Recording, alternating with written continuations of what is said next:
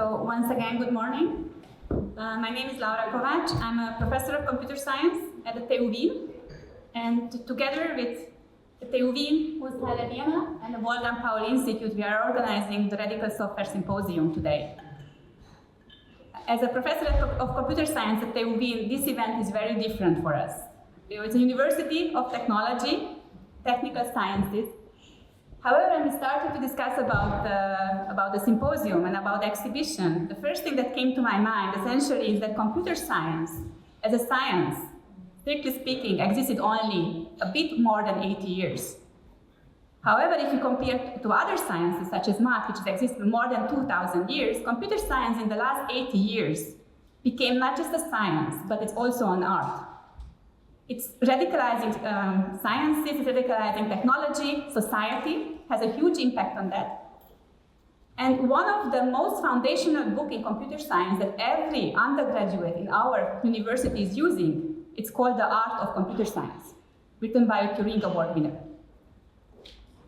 And I believe with the recent trends in computer science, actually many people now believe that computer science is not just a technological or natural science, but many people argue for it that it's a social science. And in our Faculty of Informatics, we do basic research in computer science, but actually we do many efforts in bringing computer and software closer to society through digital humanism, to human-computer interaction, and many other initiatives. So therefore, it's really a great pleasure that we made this collaboration together. It started small. I hope it became bigger and it will last for many months and years. Actually, it's organized together with the TU Informatics, the Kunsthalle Wien, and Wolfgang Paul Institute, which is an excellence-based research center, which I'm part of. And I would also like to acknowledge the generous funding of the Austrian Science Fund through the Spy Code Research Project, and also the Let's Empower Austria agency that's supporting this event. Before I go further with the welcome address, our university is proud to be sustainable, or tries to be sustainable, and therefore you have the event program here, which means you can scan the QR code and you will get the event program. You can take it as a souvenir for you, as home, but if you don't, please don't throw it away because we are using it. We just update the QR code every event and you get different events and different programs, so we don't print too many papers. Now, with that said, I would like to continue with the welcome addresses of our co-organizers, or like the events co-organizers, and I would like to start first with Michel Coton, the Artistic Director of Kunsthalle Wien.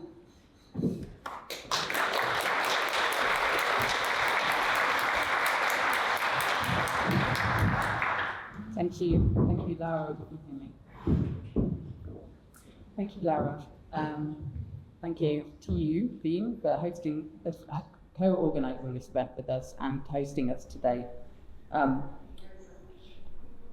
the occasion, this symposium is organised, as Laura said, on the occasion of the exhibition Radical Software, Women, Art and Computing, 1960 to 1991, which just opened last night. I know that many of you were at the opening at Kunsthalle Wien in the Museumsquartier, and is on view until the 25th of May. It's the largest exhibition in the programme of the Kunsthalle this year, and comprises 140 artworks by 50 artists from 14 countries. And it looks at the history of digital art before the internet, but from a feminist perspective, focusing on the female figures that have been somewhat under-celebrated and some of them remain somewhat overlooked. And the premise of the exhibition is to consider how the computer has been used as a tool by artists or been the subject of their work, but it also includes a number of artists who worked in a computational way. Since the 1960s, artists, filmmakers, musicians, choreographers, writers, from people practicing in all different creative fields have been experimenting with computer technology. Our exhibition begins in the era of mainframe computing in the 1960s, and it continues through the first decade of microprocessing in the 1970s, leading to the first decade of personal computing in the 1980s, and ending in 1991, the year that the World Wide Web made the internet first became public. It spans a diverse range of media. Audiences might be surprised that in an exhibition about digital art, they can find painting, drawing, sculpture, photography, film, performance, video, and installation, and a diverse range of applications of computer technology, from the pioneering technical experiments of early computer art to the wildly inventive misuses of the technology for absurd and brilliant creative purposes. So while the premise of the exhibition might sound quite dry, the artworks that it presents are anything but. And it's such a rich topic and a work of scholarship that took about 5 years, that it was always important for us to unpack this research. And we do this in the publication. I meant to bring that on stage with me, but I think there are copies of it in the room. But also, it was always a wish for us to do a symposium inviting experts from the fields of art and science, and to really try and one of the aims of the project is to really foster more scholarship, future scholarship. I didn't set out to make a definitive survey, but rather to inspire more exhibitions, more books. So I'm delighted that we could invite art historians who really are experts in this field. Zsofi Valyi-Nagy, who's an artist and art historian and an expert on Vera Molnar, whose work I really admire. And we'll do a retro computing workshop also on Saturday at the Kunsthalle. We'll be speaking this morning. And also Margit Rosen, who's head of collections, archives and research at ZKM. Also wrote for our exhibition catalogue and is also here today to talk. And some of the artists from the exhibition will be with me later this afternoon on a panel at the end of the day. We'll also hear from Anne-Mie van Kerckhoven and Tamiko Thiel. And I hope that during our panel, there'll be some time for some questions from the audience. So if you have burning questions for the artists, please think about them and store them up for the end of the day.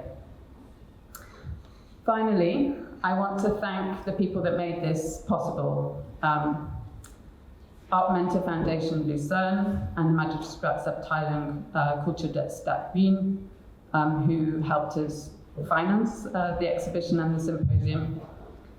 Also, TU Wien, thank you so much again for seeing the potential in such a project and bringing not only the event together, but also the expertise from your field to come and to make this discourse between art and science today. And especially Laura Kovács for collaborating on this event, and the team at Kunsthalle Wien. My colleagues, especially in the Kunstvermittlung team, Martin Wagner and Andrea Hubin, have worked intensively on this symposium, and finally Lena Kauer, who has produced the event. Vielen Dank.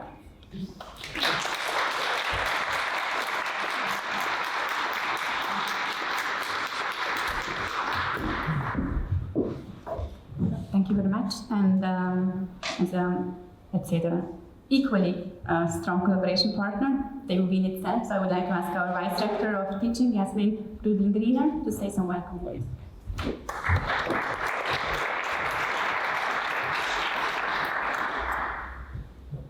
Dear guests, I'm delighted to welcome you at TU Wien.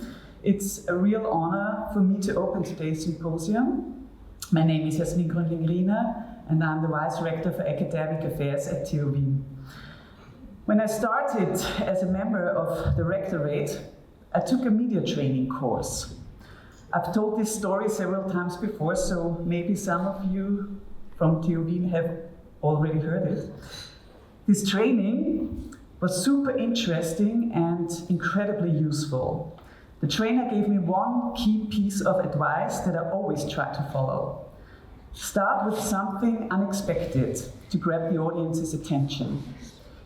Well, as I was racking my brain for the perfect way to start this speech, my daughter, she's in the first grade, told me that a few days ago, a boy from her class said to her that boys were better in almost everything than girls.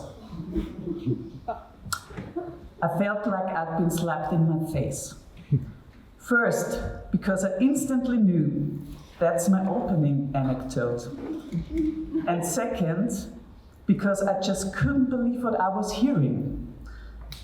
My daughter saw how shocked I was and quickly reassured me that he apologized afterward.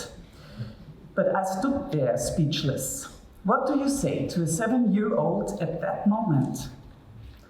Do I give her a lecture in gender equality? How do I explain something so complex in a way that she will be able to understand?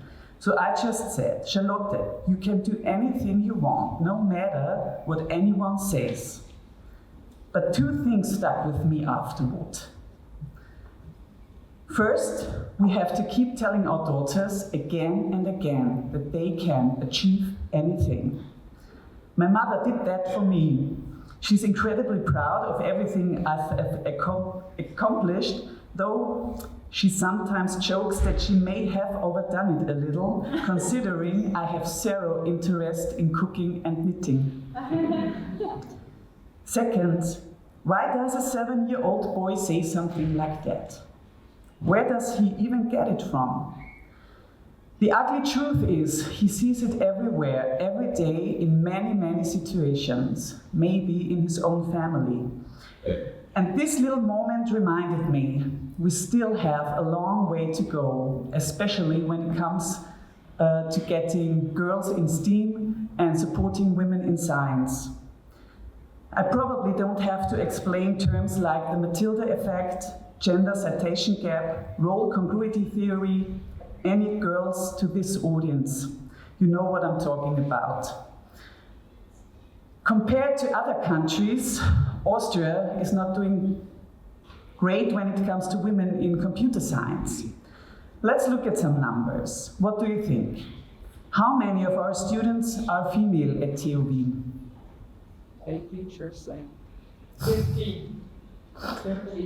30%. And we only reach this 30% because architecture saves us. In this field, more than 50% of the first-year students are women now. In computer science, we have 6,500 students, but only 1,500 of them are female. Beginners in computer science, 1,200. 250 students female. That's a little over 20%. That's why it is so important that at TU Wien, some of the most important leadership positions in informatics are held by women. Dean of Faculty, Gerti Kappel. Dean of Studies, Hilda Teleoglu. Laura Kovács, one of our most outstanding researchers, are leading the way. And thanks to their strong leadership, TU Wien's informatics faculty ranks among the best 100 in the world. And that's crucial, because having strong, successful women as role models is incredibly important for young women. One word that means a lot to me is female empowerment. We need to spark excitement and inspiration in girls and women about technology. We need to empower them. And one of the keys to science is creativity. You remember the number of female beginners in architecture I mentioned before? That's not a coincidence. We see how art can get young people interested in technology through our science communication project, Cultural Collisions, where teenagers aged 12 to 14 work with their teachers to explore climate change and its impacts. They take their ideas, their thoughts, their emotions, and turn them into art, which is then exhibited at MUMOC. And of course, we see it at the exhibition Radical Software, the incredible imagination of the artists, their stories, they inspire. They motivate more women to take interest in technology. Technology has always given art new ways to express itself. And in return, art has always reflected the societal changes technology brings, challenging us to think critically. This dynamic has been happening for centuries, and today, artists are using digital tools, artificial intelligence, virtual realities to question and explore our modern world. Now, I have to admit, I'm a hobby painter myself. Not digital art though, good old-fashioned acrylic on canvas. But even for that, I rely on digital tools to plan and design my paintings. Saves an incredible amount of time and materials, by the way. So, before I wrap up, I want to say a big thank you to all visible and invisible women who have shaped and advanced computer science, despite all the obstacles, and to those who continue to do so. Thank you to the incredible artists of Radical Software, to Kunsthalle Wien's curator Michelle Cotton and Laura Kovács for organizing this symposium. I hope you'll enjoy today's presentations, keynotes, and panel discussions. You have a fascinating, thought-provoking program ahead of you. And honestly, I envy you, because I have to go now to the Ministry of Economics. And believe me, I'd much rather stay here with you at this symposium. So, I hope you have exciting, controversial discussions, gain new insights, and maybe even shift your perspectives. Thank you.